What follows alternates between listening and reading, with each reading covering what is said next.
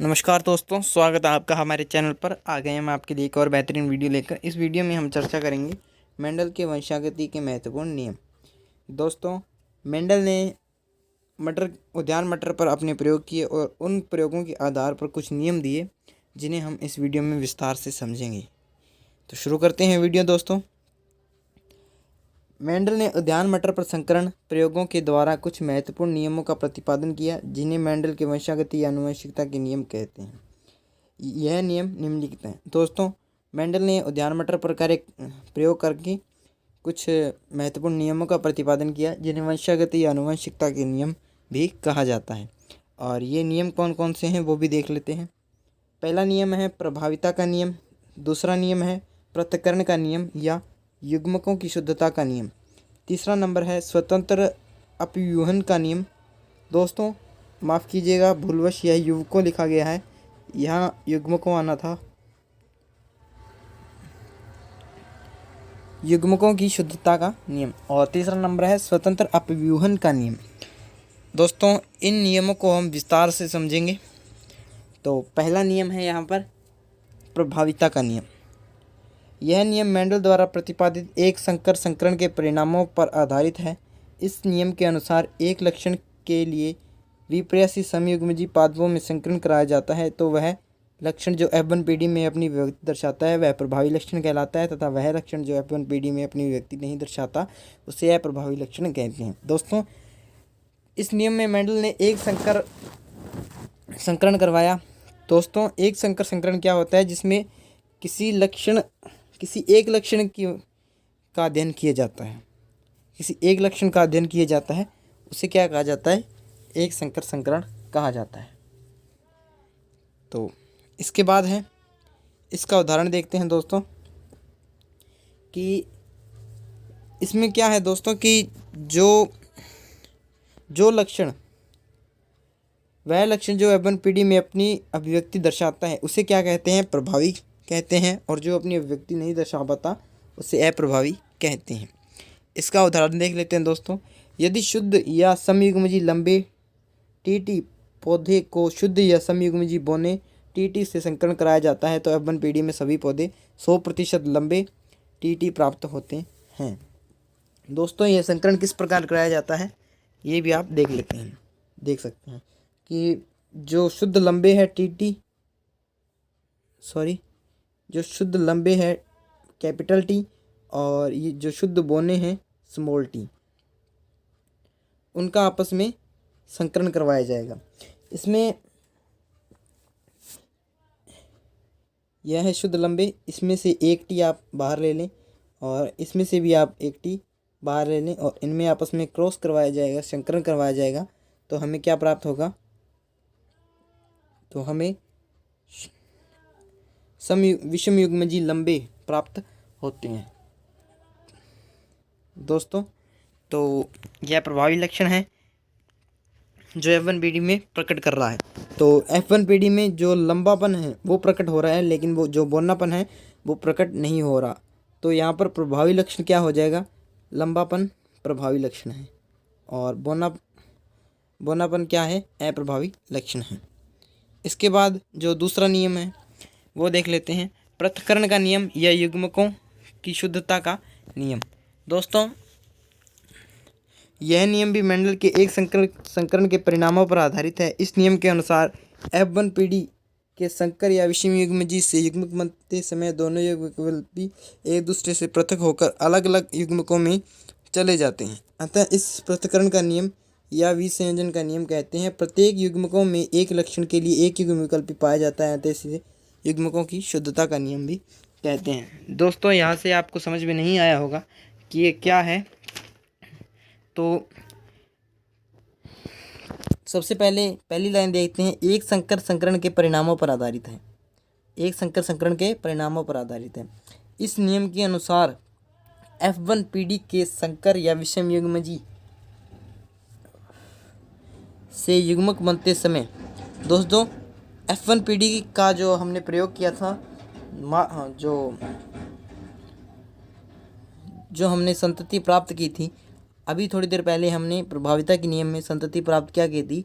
TT. विषम या अशुद्ध लंबे पौधे हमने प्राप्त कर लिए थे।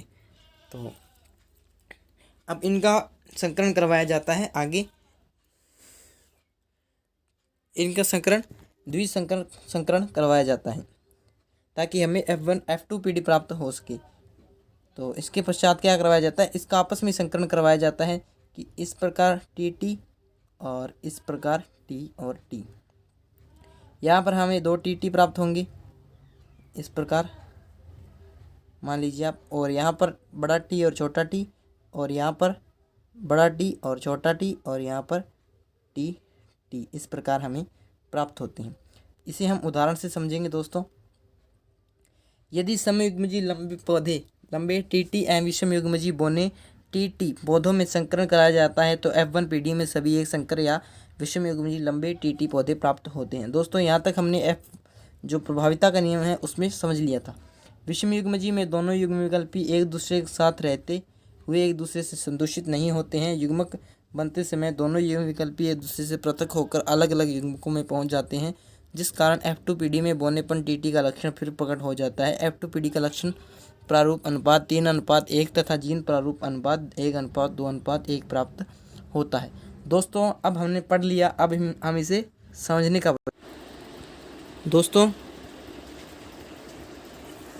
सबसे पहले मैं आपको जो हमने प्रभाविता के नियम में किया था वो पुनः करके दिखा देता हूँ कि सब इसमें क्या किया था। समयुग्मजी लंबे और समयुग्मजी बोने पौधों का संकरण करवाया था। एक T यहाँ से बाहर आया और एक T यहाँ से हमने बाहर लिया, इसमें संकरण करवाया तो हमें क्या प्राप्त हुआ, TT। यह किसका मात्रक है दोस्तों, यह मात्रक है विषमयुग्मजी लंबे पादपों का मात्रक है। तो इस प्रकार हमें TT प्राप्त हुआ था। यह F1 पीढ़ी है दोस्तों, इसे क्या कहा गया, F1 पीढ़ी कहा गया, जो पितरों द्वारा किया जाता है दोस्तों, F1 पीढ़ी कहा गया। तो इसके पश्चात F1 पीढ़ी से हम F2 पीढ़ी प्राप्त करेंगे। किस प्रकार प्राप्त करेंगे वो भी देखते हैं कि F1 पीढ़ी में और TT हैं उसे हम इस प्रकार नर और मादा में विभक्त कर लेते हैं। इस प्रकार इनका संकरण करवाया जाता है। दोस्तों जो युग्मकों की शुद्धता का नियम है वो इसे दर्शाता है, इस चीज़ को दर्शाता है कि जो बोनेपन का लक्षण है वो पूर्णतः समाप्त नहीं होता, कहीं ना कहीं उस जीन के रूप में वो बचा रहता है। तो इसे देख लेते हैं दोस्तों। यहाँ पर क्या हुआ, हमें शुद्ध लंबे प्राप्त हुए और यहाँ पर अशुद्ध लंबे प्राप्त हुए। यहाँ पर हमें शुद्ध बोने प्राप्त हुए,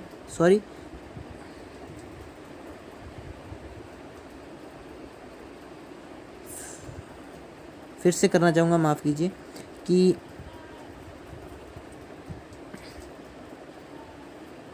इस प्रकार हैं TT और TT। यहाँ पर हमें शुद्ध लंबे प्राप्त हुए और यहाँ पर हमें अशुद्ध लंबे प्राप्त हुए, यहाँ पर भी हमें अशुद्ध लंबे प्राप्त हुए, लेकिन यहाँ पर शुद्ध बोने प्राप्त हो गए। दोस्तों जो लक्षण प्रारूप अनुपात है वो 3:1 बन जाता है। यह लक्षण प्रारूप आप समझिए कि जो बाहर हमें दिखता है उसे लक्षण प्रारूप अनुपात कहते हैं। 3 हमें लंबे दिखाई दे रहे हैं लेकिन 1 हमें बोना दिखाई दे रहा है, इसलिए यहाँ पर 3:1 आ गया। दोस्तों यह नियम इस चीज़ को दर्शाता है कि जो बोनापन का लक्षण है वो F2 पीढ़ी में आकर पुनः अपने आप को अभिव्यक्त कर लेता है, यानी वो पूर्णतः समाप्त नहीं हुआ था। और इसका जीन प्रारूप अनुपात दोस्तों 1:2:1 होगा। यह कैसे होगा दोस्तों, क्योंकि जीन प्रारूप अनुपात क्या होता है, जो भीतर होता है, जो अंदर का होता है, जो हमें दिखाई नहीं देता। दोस्तों यहाँ पर हमें जो शुद्ध लंबे हैं वो 1 प्राप्त हो रहा है और जो अशुद्ध लंबे हैं वो हमें 2 प्राप्त हो रहे हैं, इसलिए 2, और जो शुद्ध बोने हैं वो 1 प्राप्त हो रहा है, इसलिए 1:2:1। इसके बाद है दोस्तों तीसरा नियम, स्वतंत्र अपव्यूहन का नियम। मेंडल का यह नियम द्विसंकर संकरण के परिणामों पर आधारित है। दोस्तों जो 2 नियम हमने पहले पढ़े थे वो एक संकर संकरण पर आधारित थे, उनमें एक ही लक्षण लिया गया था, इनमें हम 2 लक्षण लेंगे। इस नियम के अनुसार यदि दो या दो से अधिक विपर्यासी लक्षणों युक्त पादपों का संकरण करवाया जाता है तो एक लक्षण की वंशागति का दूसरे लक्षण की वंशागति पर कोई प्रभाव नहीं पड़ता, अर्थात प्रत्येक लक्षण के युग्म विकल्पी केवल पृथक ही नहीं होते अपितु विभिन्न लक्षणों के युग्म विकल्पी एक दूसरे के प्रति स्वतंत्र रूप से व्यवहार करते हैं या स्वतंत्र रूप से अपव्यूहित होते हैं। दोस्तों, इसमें इस चीज़ को बताया गया है कि यदि हम दो विपर्यासी लक्षणों युक्त पादपों का संकरण करें तो एक लक्षण का की वंशागति का दूसरे लक्षण की वंशागति पर कोई प्रभाव नहीं पड़ता, यानी कि जो लक्षण है वो स्वतंत्र रहते हैं। इसे हम उदाहरण से समझेंगे दोस्तों। यदि मटर के समयुग्मजी पीले गोलाकार YYRR बीज वाले पौधे का हरे झुर्रीदार YYRR बीज वाले पौधे से संकरण कराया जाता है तो F1 पीढ़ी में सभी पौधे पीले गोलाकार बीज वाले प्राप्त होंगे। दोस्तों, यहाँ पर आपको दो लक्षण विपर्यासी लक्षण मैं बता देता हूँ। एक तो है पीला और दूसरा है गोलाकार या झुर्रीदार। ठीक है दोस्तों, जो प्रभावी नियम है यहाँ पर, जो प्रभावी लक्षण है, प्रभावी लक्षण आपको बता देता हूँ यहाँ पर कौन कौन से हैं। एक तो है प्रभावी लक्षण बीज का जो रंग है वो है पीला। एक है प्रभावी लक्षण पीला और दूसरा जो प्रभावी लक्षण है वो है गोलाकार। दोस्तों, और जो अप्रभावी लक्षण है यहाँ पर वो कौन सा है दोस्तों? अप्रभावी लक्षण यहाँ पर है, एक तो है हरा और दूसरा है झुर्रीदार।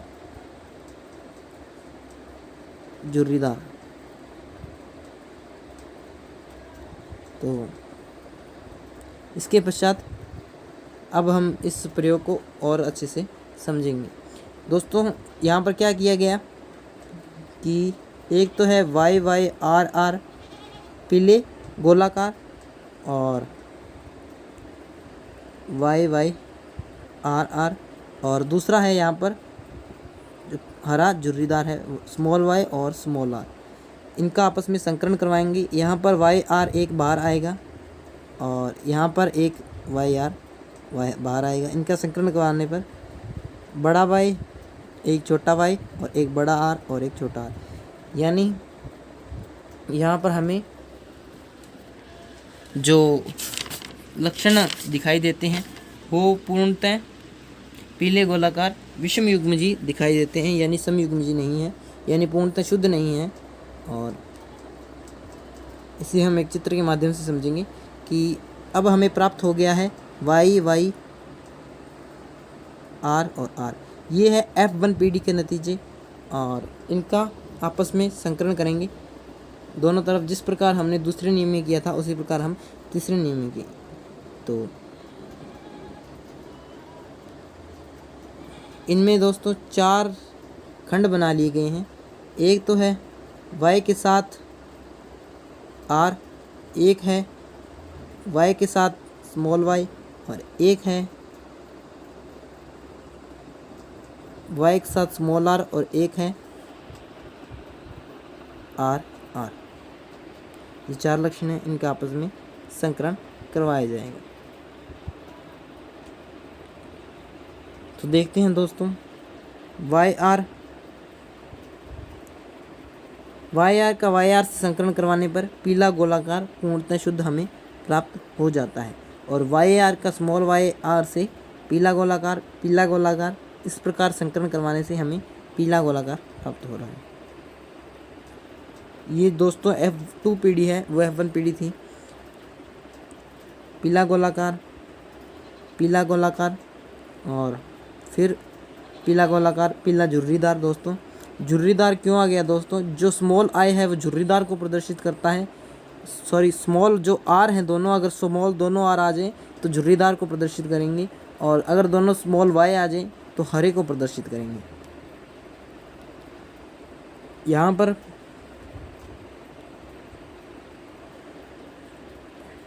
वाई जो कैपिटल वाई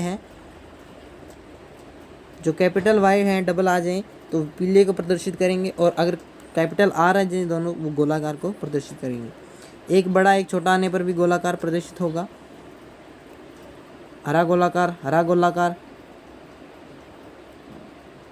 पीला गोलाकार, पीला झुर्रीदार, हरा गोलाकार और हरा झुर्रीदार। दोस्तों यहाँ पर लक्षण प्रारूप अनुपात क्या रहेगा हम देख लेते हैं। लक्षण प्रारूप अनुपात, लक्षण प्रारूप अनुपात क्या रहेगा दोस्तों, यहाँ पर देख लेते हैं हम। सबसे पहले हम पीले गोलाकार गिनते हैं, कितने हैं इसमें। पीले गोलाकार 1 2 3 4 5 6 7 8 और पीला गोलाकार 1 9। तो पीले गोलाकार दोस्तों यहाँ पर हो गए हमारे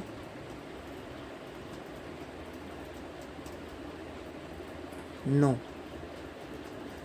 और इसके पश्चात है हम देखेंगे पीला झुर्रीदार। पीला झुर्रीदार देखते हैं, 1 पीला झुर्रीदार, 1 2 पीला झुर्रीदार 3। तो दोस्तों 9:3 हो गया हमारा। इसके पश्चात हम देखते हैं पीला झुर्रीदार के बाद जो तीसरा जो लक्षण है वो यहाँ पर हमें हरा गोलाकार दिखाई दे रहा है। हरा गोलाकार 1, हरा गोलाकार 2 और हरा गोलाकार 3। तो 3 फिर हो गया। इसके पश्चात हरा झुर्रीदार दिखाई दे रहा है हमें। हरा झुर्रीदार दोस्तों एक ही है जो यहाँ पर दिखाई दे रहा है। तो इसका क्या अनुपात था दोस्तों, 9:3:3:1 यहाँ पर हमें जो लक्षण प्रारूप अनुपात है वो प्राप्त हो जाता है। तो लक्षण प्रारूप अनुपात दोस्तों क्या हो गया, 9:3:3:1। तो यहाँ पर दोस्तों जो 9 है वो पीले गोलाकार हैं और जो 3 है वो पीले झुर्रीदार हैं और 3 हरे गोलाकार हैं और 1 हरा झुर्रीदार है। और इसी प्रकार हमें जीन प्रारूप अनुपात क्या प्राप्त होगा दोस्तों। सबसे पहले यहाँ हम देखते हैं समयुग्मजी लंबे। तो दोस्तों समयुग्मजी लंबे यहाँ पर कितने प्राप्त होंगे हमें।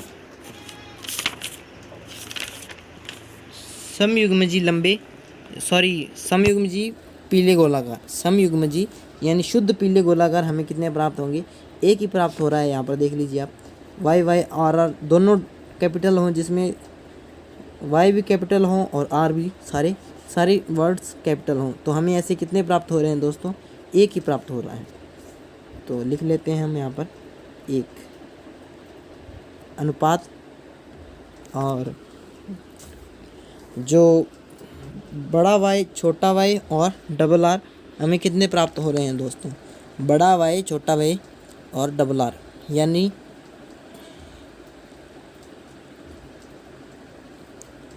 तो ये हमें 2 प्राप्त हो रहे हैं दोस्तों। वाई वाई एक तो आप देख पा रहे हैं, एक ये रहा वाई वाई और आर आर। इसके बाद दूसरा जो है वो हमें यहाँ प्राप्त हो रहा है वाई वाई आर आर, और ये 2 हमें इस प्रकार प्राप्त हो रहे हैं। तो 1:2 हो गया। इसके बाद में हम देखते हैं स्टार्टिंग में, इसके बाद ये देखते हैं हम दोस्तों कि डबल वाई और 1 आर बड़ा 1 आर छोटा। तो ये हमें कितने प्राप्त हो रहे हैं यहाँ पर, एक ये हो गया दोस्तों, एक तो ये हो गया और एक और यहाँ पर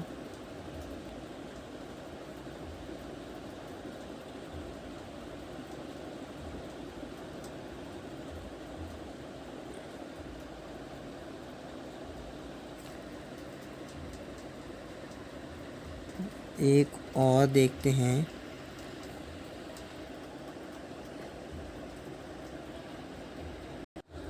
एक ये है और एक ये रहा दोस्तों। तो हमें अब तक अनुपात हो गया 1:2:2 प्राप्त हो चुका है। और अब हम देखते हैं बड़ा वाई, छोटा वाई और बड़ा आर, छोटा आर। तो बड़ा वाई देखते हैं सबसे पहले, बड़ा वाई, छोटा वाई ये देखते हैं अब हम कि ये कितने हैं यहाँ पर। बड़ा वाई छोटा वाई 1 2 और 3 1 2 3 और यहाँ पर चौथा हमें ये प्राप्त हो गया, जो हमें इस प्रकार लाइन में प्राप्त हो रहे हैं। इसके ऊपर यहाँ पर हम लाइन में प्राप्त हो रहे हैं। तो ये दोस्तों क्या हो गया, 1:2:2:4 प्राप्त हो चुका है अभी तक हमें जीन प्रारूप अनुपात। और अब हम देखते हैं 2 स्मॉल वाई। अब हम ये देखते हैं 2 स्मॉल वाई और 2 बड़े आर कितने हैं यहाँ पर। तो दोस्तों ऐसे एक ही हैं, तो ये हो गया। तो इस प्रकार हमारा जो जीन प्रारूप अनुपात है वो आप ध्यान से देखेंगे तो 1:4:1:1:1:2:1 प्राप्त होगा। दोस्तों इनमें कुछ मैंने आपको अनुपात बता दिए हैं और कुछ आप स्वयं ढूंढें। इस प्रकार जो मेंडल के नियम थे वंशागति के वो पूर्ण हो चुके हैं। अब हम देखते हैं कि इन नियमों का महत्व क्या है, वास्तविकता में ये नियम किस काम में आते हैं। एक पहला महत्व है, संजीवों में प्रभाविता के लक्षण का पाया जाना अत्यंत महत्वपूर्ण है, क्योंकि अनेक हानिकारक एवं घातक जीन अप्रभावी होने के कारण प्रभावी जीन की उपस्थिति में अपने आप को अभिव्यक्त नहीं कर पाते। दोस्तों प्रभाविता का नियम होना मनुष्य में आवश्यक है। क्यों आवश्यक है? क्योंकि अगर प्रभाविता का नियम नहीं होगा तो अप्रभावी जीन हैं वो हमारे शरीर को प्रभावित कर देंगे। तो जो हमारे एंटीबॉडीज़ हैं वो प्रभावी होकर कार्य करते हैं। इस मेंडल के नियमों द्वारा इनका भी मेंडल के पृथक्करण के नियम की प्रस्तुति से जीन संकल्पना की पुष्टि होती है। दोस्तों हम मानव समान होते हुए भी इनमें भिन्नता क्यों है कि प्राचीन समय से तो मानव एक ही जाति रही है, लेकिन इनमें भिन्नता क्यों है? तो दोस्तों एक छोटा छोटा लक्षण जुड़ते हुए एक बड़े लक्षण का निर्माण कर देते हैं, जो एक अभिन्न अंग बन जाता है आगे जाकर। तो वो क्या कहलाता है? जीन कहलाता है, जिस जीन के कारण ही मनुष्य में भिन्नता पाई जाती है। और जो जीन की संकल्पना की पुष्टि हुई है वो पृथक्करण के नियम द्वारा हुई है। तो पृथक्करण के नियम में हमने क्या पढ़ा था कि पहले तो जो टीटी था उसमें समयुग्मी लंबे दिखाई दे रहे थे। F1 पीढ़ी में हमें समयुग्मी लंबे दिखाई दे रहे थे, लेकिन F2 पीढ़ी में जैसे हमने संकरण करवाया तो एक लक्षण अप्रभावी लक्षण भी यहाँ पर सामने आ गया, जो था समयुग्मी बोना। इस प्रकार जो पहले अभिव्यक्त नहीं हो पाते जीन वो आगे जाकर अभिव्यक्त हो जाते हैं। पृथक्करण के नियमानुसार एक जीन के 2 युग्म विकल्पी भी होते हैं तथा 2 विपर्यासी लक्षणों को नियंत्रित करते हैं। इसके पश्चात है मेंडल के नियमों से संकर संतति में उत्पन्न नए लक्षणों के बारे में पता चलता है। मेंडल के नियमों के उपयोग से रोग प्रतिरोधक तथा अधिक उत्पादन वाले फसली पौधों की किस्में विकसित की जा सकती हैं। दोस्तों वर्तमान समय में हाइब्रिड नस्ल की आपने बहुत सारी फसलें देखी होंगी, हाइब्रिड टमाटर, हाइब्रिड आम। दोस्तों बहुत सारी फसलें हैं, तो उनका विकास कैसे किया जा रहा है, उन्नत फसलें कैसे प्राप्त की जा रही है? मेंडल के हाइब्रिड जो संकरण के प्रयोग हैं उनके द्वारा प्राप्त की जा रही है। इसके पश्चात है मानव जाति के सुधार संबंधी विज्ञान की शाखा सूजनन की मेंडलीय नियमों पर आधारित है। दोस्तों इस प्रकार जो मेंडल के प्रमुख नियम थे और उनका महत्व था वो इस पार्ट 2 में पूरा हो चुका है, और जो पार्ट 1 है उसका वीडियो मैंने चैनल पर डाल दिया है, आप चाहें तो वहाँ से वीडियो देख सकते हैं। Thank you. वीडियो आपको कैसा लगा कमेंट में ज़रूर बताएं।